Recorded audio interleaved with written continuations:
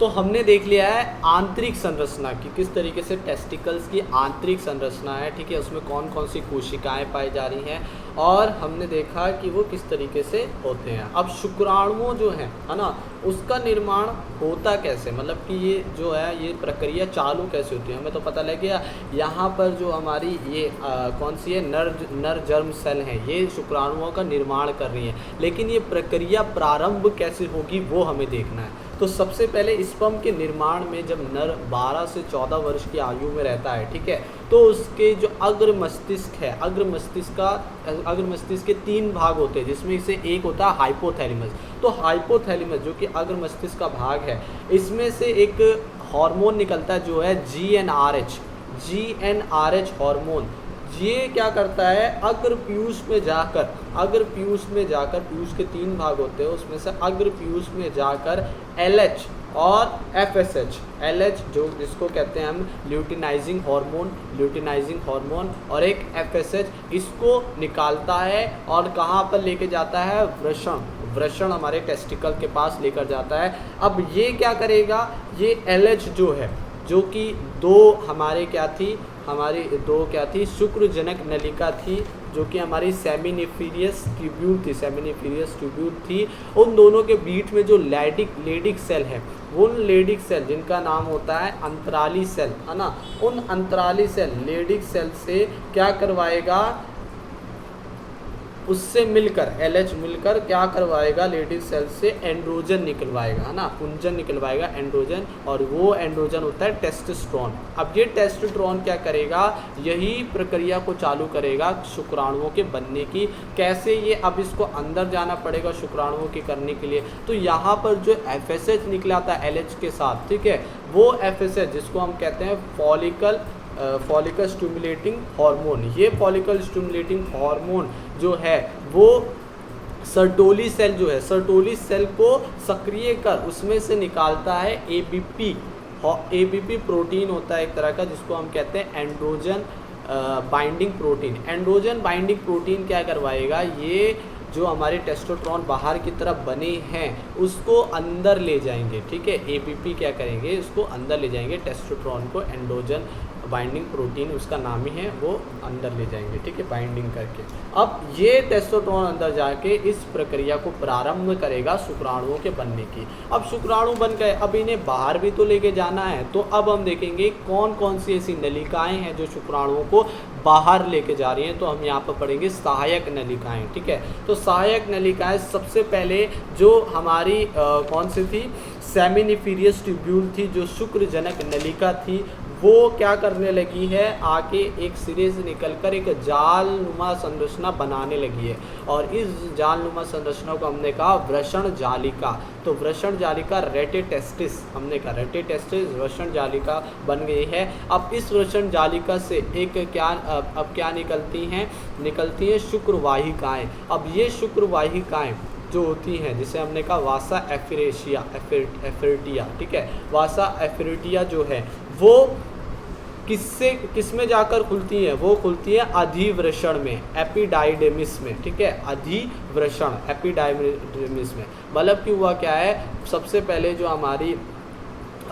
हमारा क्या था, शुक्रजनक नलिका थी, वो आगे जाके एक जालनुमा संरचना बनाया जिसको हमने कहा है वृषण जालिका।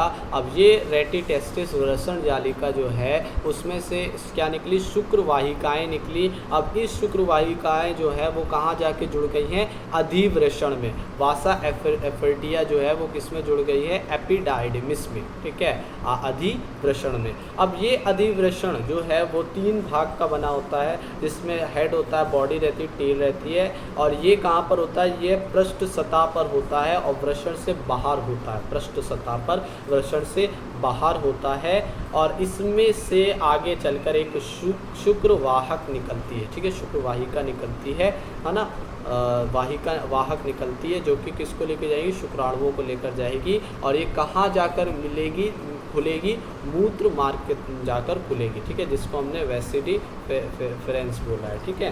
तो ये क्या करते हैं, अब यहाँ पर अधिवृषण का और भी काम है। अधिवृषण एपिडाइडिमिस जो है वो स्पर्म को, जो शुक्राणु वो कुछ समय तक स्टोर करके भी रखते हैं, ठीक है। तो इनके 3 भाग होते हैं, कैपेट है ना, और कार्पस या कॉर्डा, कैपेट कार्पस कॉर्डा, ठीक है, सबसे छोटा कूड़ा। अब हमने देख लिया सहायक नलिका, अब हम आते हैं सहायक ग्रंथि। तो अब कौन सी ग्रंथियां जो कि शुक्राणुओं को एक तरल का रूप देती हैं, तो वो हम देखेंगे। तो ग्रंथियां जो है वो 3 तरह की ग्रंथियां होती है। एक है हमारी शुक्राशय, ठीक है, सेमिनल वेसिकल, सेमिनल वेसिकल शुक्राशय। दूसरा है हमारा प्रोस्टेट, प्रोस्टेट है ना, पुरस्त कहा है, प्रोस्टेट, शुक्राशय, प्रोस्टेट और काउपर्स, है ना। ये 3 हैं ग्रंथियां जो कि क्या बनाती हैं, जो कि शुक्रिय प्लाज्मा बनाती है, एक प्लाज्मा बनाती है। और जब शुक्राणु इस प्लाज्मा में आते हैं तो हम उसे कहते हैं वीर्य, या हम उसे कहते हैं सीमन। अब ये सीमन का निर्माण बनाए करेंगी ये तीनों। अब ये क्या क्या अलग अलग कौन कौन से तरल का स्राव करती है, ये हम देखना किस तरीके से रहती है। सबसे पहले शुक्राशय, जो सबसे बड़ी ग्रंथि, सेमिनल वेसिकल। तो सबसे पहले सबसे बड़ी सहायक नर ग्रंथि है, एक जोड़ी रहती है, मूत्राशय के आधार पर रहती है, और यह शुक्रिय प्लाज्मा का 60% भाग बनाती है। मतलब कि मान लो भाई सबसे बड़ी, तो सबसे बड़ी ग्रंथि है तो शुक्रिय प्लाज्मा का क्या करेगी भाई, 60% भाग बनाएगी। अब इनके तरल में क्या रहता है, फ्रक्टोज रहता है। अब इनके तरल में होता क्या, ये तो मेन है ना, तो क्या होता है फ्रक्टोज, ये एक मीठा तरल है ना, जिस तरीके से फ्रक्टोज रहता है जो कि शुक्राणुओं के पोषण के लिए होता है, फ्रक्टोज। और एक और चीज़ निकालती है ये प्रोस्टाग्लैंडिन। प्रोस्टाग्लैंडिन क्या करता है, जब गर्भाशय में हम देखते हैं, है ना, गर्भाशय में क्या होता है, एक 3 तरह के वो रहती हैं, भित्तियाँ रहती है, जिसमें कि बीच वाली होती है मायोमेट्रियम भित्ति, जो कि चिकनी मसल्स की बनी होती है, स्ट्रॉन्ग मसल रहती है, मायोमेट्रियम है ना, भित्ति रहती है मायोमेट्रियम। अब ये प्रोस्टाग्लैंडिन क्या होता है, इसको प्रेरित करता है मांसपेशी को संकुचन करवाने के लिए, ताकि जो हमारे वीर्य हैं वो फैलोपियन नलिका तक पहुँचे, ठीक है। अब एक और चीज़ है, फ्रक्टोज का काम क्या है, फ्रक्टोज जो रहता है वो गर्भाशय में मादा के अंदर नहीं रहता है। तो अगर मान लो कोई ऐसा केस हो रेप वगैरह का, तो उसमें फॉरेंसिक टेस्ट होते हैं। उस फॉरेंसिक टेस्ट में सबसे पहले यही देखा जाता है कि क्या जो वो है, जो हमारा सस्पेक्ट जो सब्जेक्ट है उसके अंदर क्या है, फ्रक्टोज है या नहीं। तो फ्रक्टोज से पता लगाते हैं कि हाँ यहाँ पर रेप वगैरह हुआ है, ठीक है। तो फ्रक्टोज नहीं होता तो उससे पता लगा लेते हैं, अगर होता है तो रेप है, ठीक है। अब आगे देखो भाई, इनका पीएच कितना रहता है, इनका पीएच रहता है 7.4, मतलब ये क्या है, क्षारीय है। क्यों क्षारीय, क्योंकि हमारा जो मूत्र मार्ग है वो अम्लीय हो सकता है ना, उसमें वातावरण अम्लीय हो सकता है, मान लो कुछ मूत्र रह गया हो तो उससे अम्लीय हो सकता है, इस वजह से इसकी प्रकृति कैसी, क्षारीय है, ठीक है। अब वीर्य ये हो गया हमारा ख़त्म।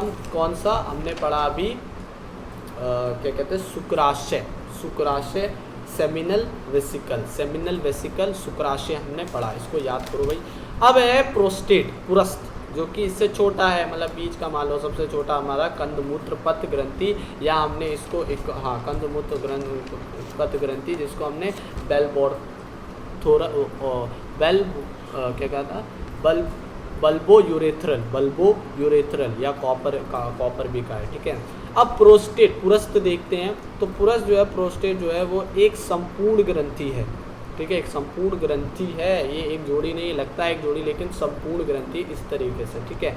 अब प्रोस्टेटिक मूत्र मार्ग पर स्थित रहता है, मूत्र मार्ग पर स्थित रहता है। यह शुक्रिय प्लाज्मा, जो शुक्रिय प्लाज्मा है उसका कितना भाग बनाता है, वो 60 बनाता है, ये 25%, ठीक है।